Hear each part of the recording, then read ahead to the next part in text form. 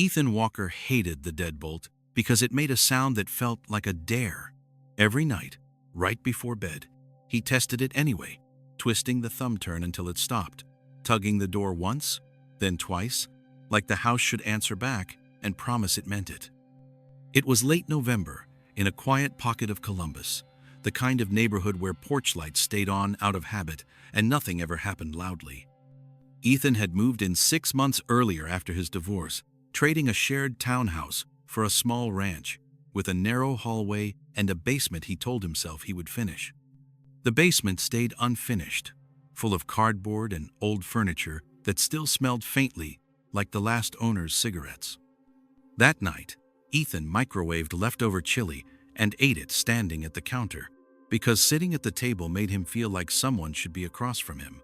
He watched a game on low volume and scrolled through his phone until his eyes started doing that slow burn thing. The storm outside was only wind, no rain, but it pushed through the bare trees and made the siding click in little complaints. At 12:14 a.m., his doorbell rang.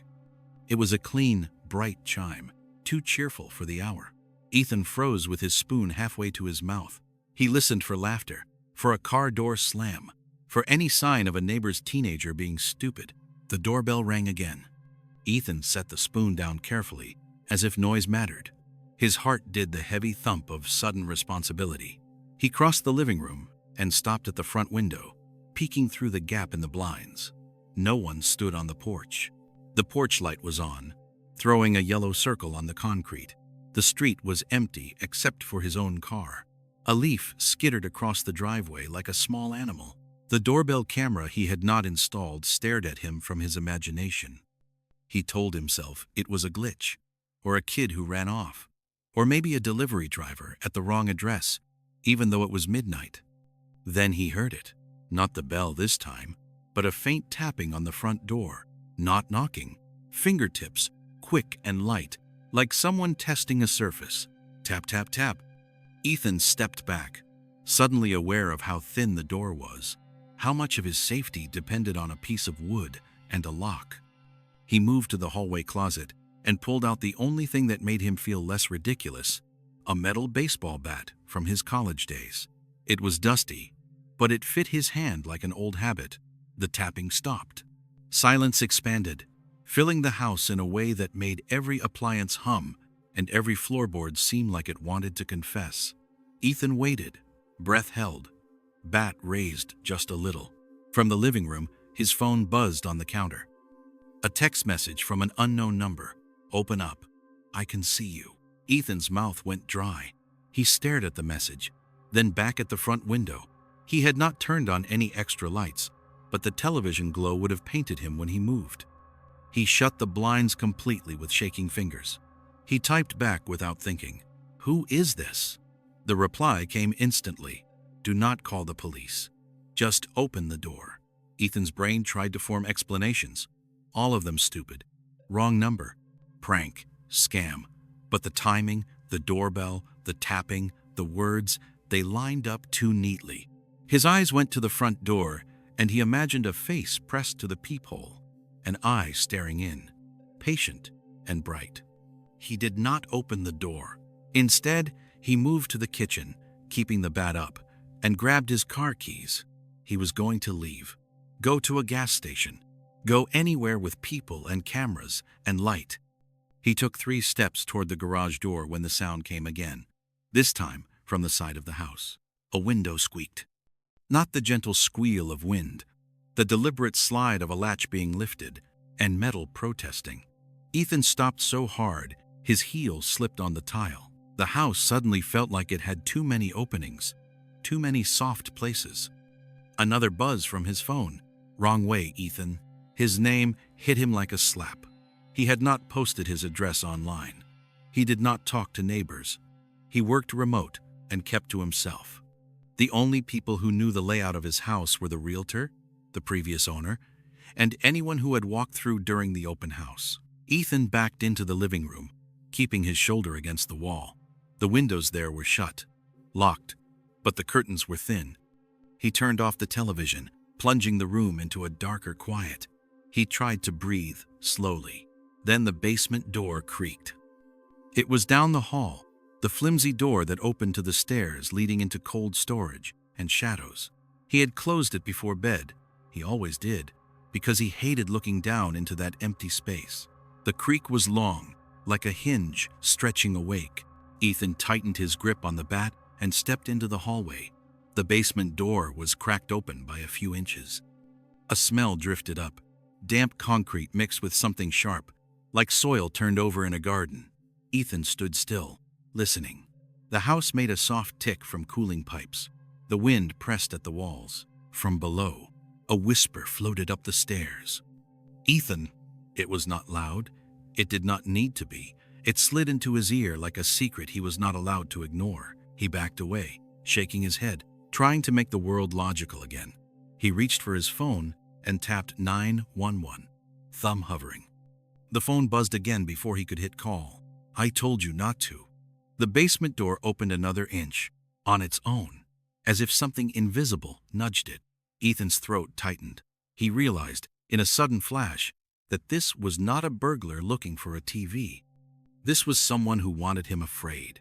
Someone who enjoyed the slow tightening of the trap. He did the only thing that made sense. He ran for the back door.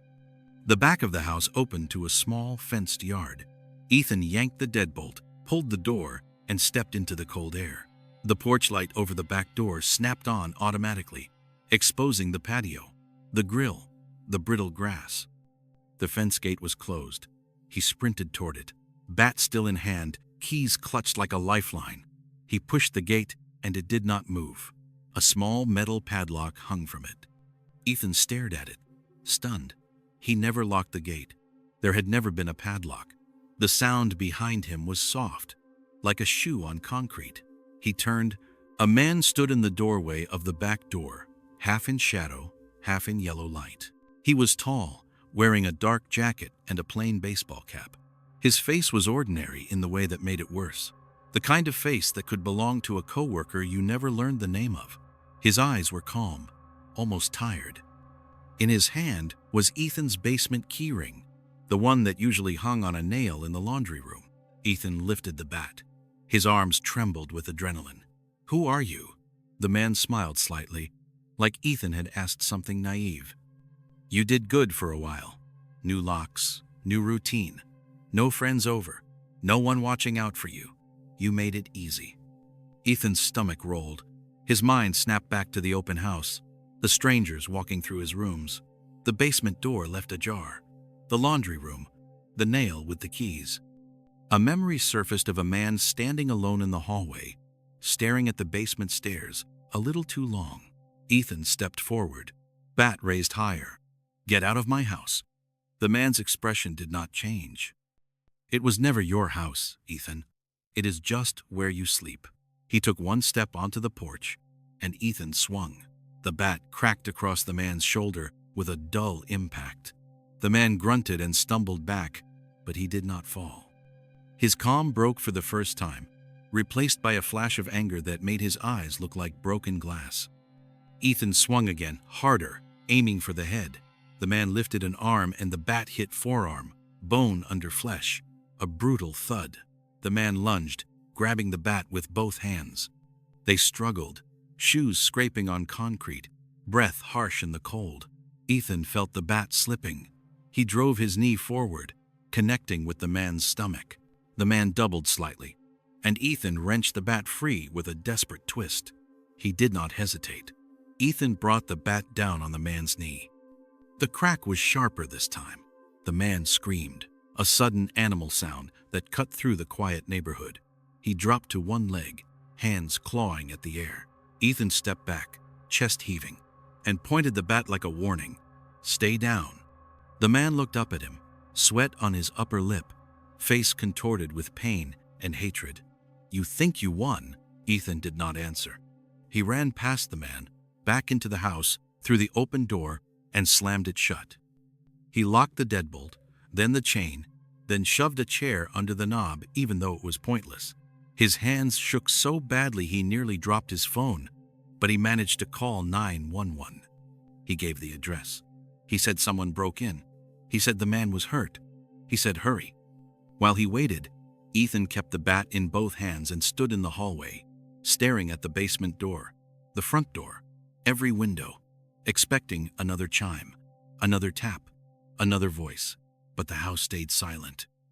When the police arrived minutes later, flashing red and blue through his blinds, Ethan opened the door with shaking hands and backed away as they flooded in. 2 officers swept the rooms. Another went into the backyard. They found the man outside, crawling through the grass toward the fence, dragging his ruined leg behind him.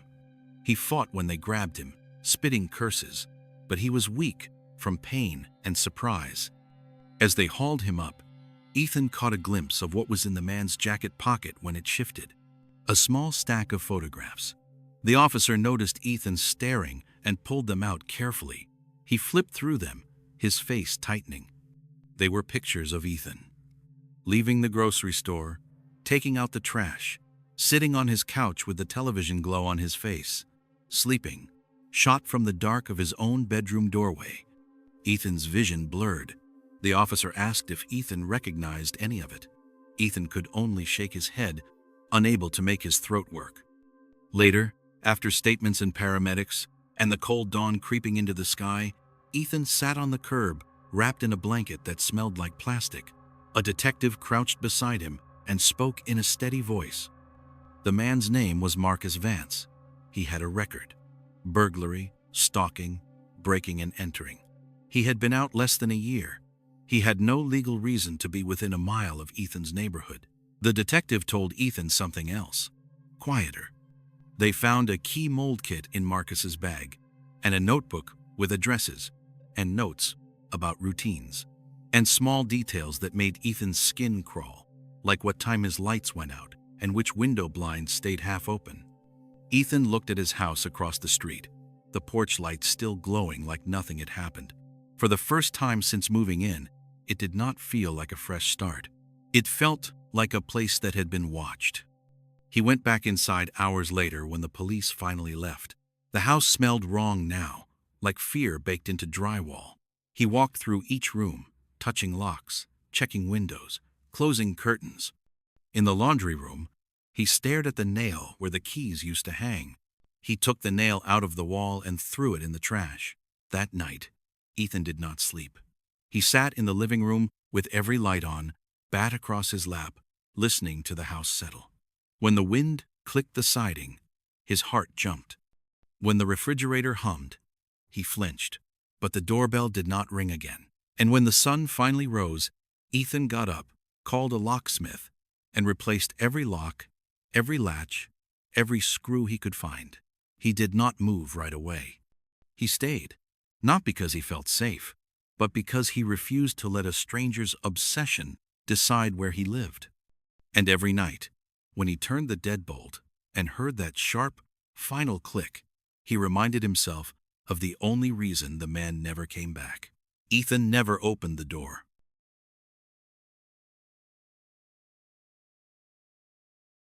The house made noises that Derek Mills could not explain, but he blamed the age of the place because blaming something else felt dangerous. He had bought the 2-story colonial in a quiet suburb of Dayton after a promotion and a breakup that left him eager for silence. Built in the 70s, the house had narrow hallways, thick carpet, and walls that seemed to swallow sound. The inspector said it was solid, no pests, no structural issues, just old bones settling into themselves. The first night, Derek heard scratching. It came from the bedroom wall behind the headboard, slow and irregular, like fingernails dragging over wood. He lay still, staring at the ceiling fan, waiting for it to turn into something obvious, like a mouse. It stopped after a minute, leaving behind a faint tick, tick, tick, like something tapping from the inside. He slept badly and told himself it was stress. The scratching happened again the next night, closer this time, moving along the wall toward the corner. Derek got up, pressed his ear to the paint, and felt stupid immediately. The sound stopped as soon as he touched the wall, as if whatever caused it had noticed him listening. Over the next week, small things went wrong. Cabinet doors were open when he came home from work. Not wide open, just cracked enough to make him wonder if he had forgotten. The shower curtain was pushed aside some mornings, damp footprints fading on the tile even though he had not showered yet. His dog, Baxter, refused to go into the laundry room, planting his paws and whining until Derek dragged him back out. Derek checked for carbon monoxide. He checked for leaks. He checked his own memory. Everything came back clean. One evening, while microwaving dinner, Derek heard a sound from the kitchen wall. Not scratching this time. Breathing. It was faint, but unmistakable. A shallow inhale and exhale coming from behind the drywall. Derek stood frozen, the microwave humming, until the breathing stopped. When it did, something brushed the inside of the wall, creating a soft thump that traveled downward. He backed away slowly, heart racing. That night, Derek slept on the couch with all the lights on. Baxter lay pressed against him, trembling every time the house creaked. At 3:22 a.m., Derek woke to the sound of his bedroom door opening upstairs. He lay there, staring at the ceiling, listening as footsteps crossed the carpet, light and careful, stopping just above him. Then the footsteps moved again, heading toward the bathroom. Water ran briefly, the sink, not the shower. It shut off. The footsteps returned, paused, then faded. Derek did not move until the sun came up. The police came later that morning. They searched the house top to bottom. No signs of forced entry. No missing items. No one hiding in closets or the attic. One officer suggested sleepwalking. Another suggested stress. Derek did not mention the breathing. After they left, he noticed something new. The air vent in the hallway ceiling had been removed and replaced slightly crooked. The screws were different, shinier than the others. He pulled the vent down. Behind it was darkness and the narrow space between floors. Insulation, beams, and something else. A footprint. It was pressed into the insulation, clear as day, the shape of a bare human foot. Derek slammed the vent back into place and stumbled into the living room, chest tight. He grabbed his phone and called a contractor, then another. No one could come immediately. That evening, Derek bought motion sensors and set them up in the hallway and kitchen. He locked himself in the bedroom, dresser shoved against the door, Baxter whining softly beside him. At 1:47 a.m., his phone buzzed. Motion detected. Hallway. Derek held his breath. The sensor light blinked on his phone screen, then off. Motion detected. Kitchen. Something heavy shifted above him. Dust fell from the ceiling vent onto the carpet. Then came a sound that made his blood run cold. A quiet chuckle, muffled by walls, close enough that it felt like it vibrated through the bed frame. Derek grabbed the baseball bat he kept under the bed and crept to the bedroom door. He pressed his ear against it. Silence. He opened the door an inch. The hallway was empty, dimly lit by a nightlight. The air vent at the end of the hall was hanging open, swaying slightly. Derek stepped forward, bat raised. From behind him, the bedroom closet door creaked. He spun around just as the door opened wider, revealing a narrow hole cut into the back wall of the closet. Drywall dust coated the carpet. Inside the hole was darkness, deep and uneven. A face emerged. The man was pale and thin, his hair patchy, his eyes too wide. He smiled, lips cracked and dry. Derek screamed and swung the bat. The man shrieked and scrambled backward into the hole, vanishing with a scuttle that sounded more animal than human. Derek rushed forward, swinging again, hitting only drywall. The wall collapsed inward, revealing a cramped tunnel running between the studs.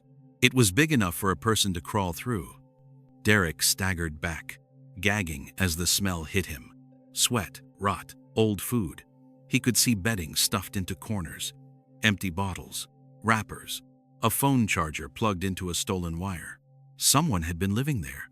Baxter barked wildly, backing away. From somewhere inside the walls, the man spoke, his voice echoing through the hollow spaces. "Please do not call them. I was quiet. I was careful." Derek backed into the hallway, hands shaking, bat slipping in his grip. "Get out. Get out of my house."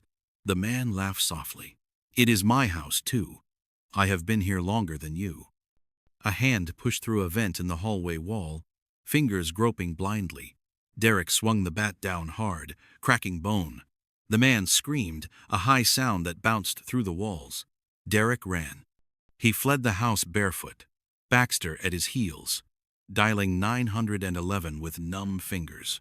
He waited outside, staring at the dark windows, convinced he would see a face watching him. Police arrived quickly this time. They tore into the walls, pulled down vents, crawled through the hidden spaces. They found the man curled up in the crawl space, bleeding and sobbing, clutching a knife made from a broken saw blade. His name was Harold Knox, former contractor.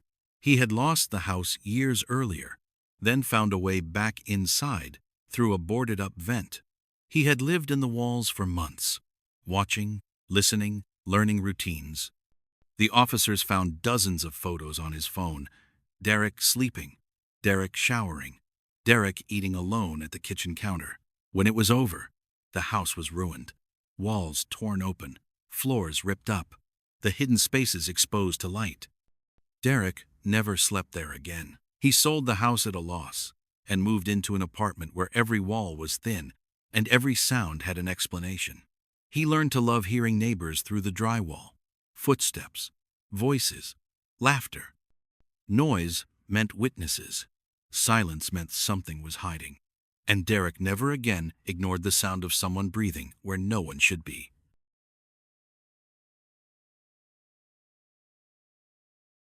The first thing Jonah Reed noticed was the smell. It hit him when he opened the front door after a late shift, a stale mix of dust and something sour, like old sweat trapped in fabric. Jonah stood in the entryway of his single-story Phoenix home and sniffed the air, frowning. He lived alone. No pets, no reason for the house to smell used. He dropped his keys in the bowl by the door and did a slow walk through the living room and kitchen. Nothing looked disturbed. The windows were locked. The back door was bolted. The thermostat read the same number he had left it on. Still, the smell lingered, strongest beneath the air vent above the couch. Jonah shrugged it off and ordered takeout. By the time he finished eating, the smell had faded enough to stop bothering him. He fell asleep on the couch with the television murmuring softly, exhaustion dragging him under. A crash woke him just after 2 a.m. Jonah bolted upright, heart hammering. The television had gone silent. In the dark, something creaked overhead, followed by a slow scrape that traveled across the ceiling. He held his breath and listened. Another scrape, heavier this time. Someone was above him. Jonah slid off the couch and grabbed the flashlight from the coffee table. The ceiling was smooth drywall, unbroken, but the sound moved, drifting from the living room toward the hallway. His attic? Jonah whispered a curse. The attic access panel was in the hallway ceiling, a square door he never used. He aimed the flashlight upward as he crept closer. The panel was hanging open. It swayed slightly, the pull cord brushing the wall with a soft tap, tap, tap. Jonah backed away, pulse roaring in his ears. He reached into the hall closet and pulled out a heavy wrench from his tool bag, gripping it with both hands. "Hello," he called, voice shaking despite his effort to sound firm. Silence answered. Then a face appeared at the edge of the attic opening. It slid into view slowly, upside down, as if gravity barely applied to it. A man with greasy hair, plastered to his scalp, and eyes rimmed red from lack of sleep, stared down at Jonah. His mouth stretched into a grin that showed too many teeth. Jonah screamed and swung the wrench upward. The man vanished with a sharp hiss, retreating into the attic. Something scurried away, fast and confident, boards creaking under its weight. Jonah ran for the front door and yanked it open, bursting into the warm night air. He did not stop until he reached his car. Only then did he realize he was shaking so badly he could barely hold his phone. The police arrived within minutes. They searched the house and the attic. Guns drawn, flashlights cutting through insulation and dust. They found footprints in the insulation and crushed soda cans tucked between beams, but no intruder. One officer told Jonah the attic probably connected to a neighbor's through the roof line. Another suggested a homeless person had gotten in through a loose vent. They promised to file a report. When they left, Jonah stood alone in his driveway, staring at his house like it had betrayed him. He spent the next day installing new locks, screwing the attic panel shut, and setting up cameras inside and out. He told himself he was being paranoid.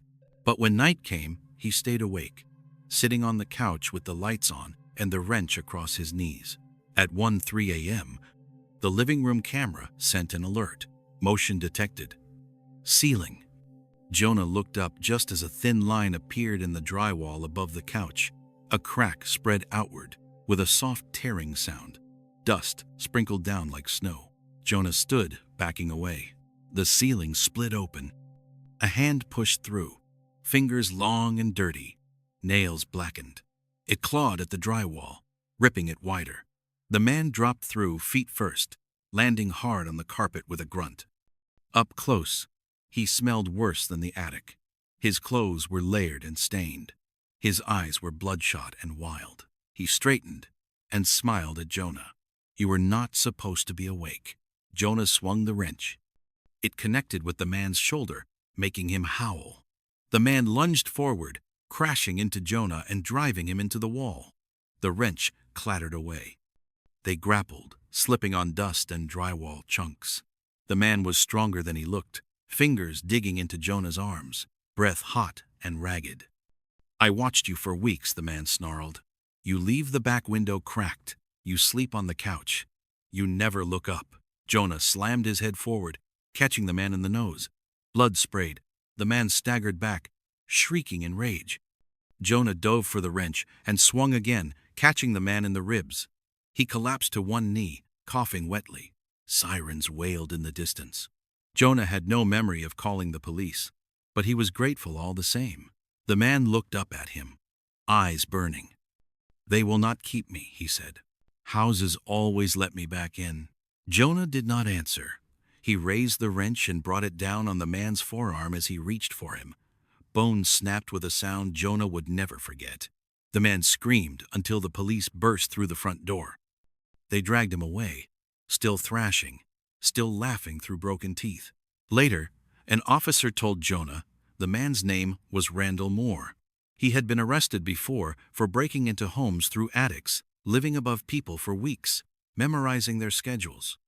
He chose houses where no one ever looked up. The officers took him away. The ceiling hole was patched temporarily, the attic sealed.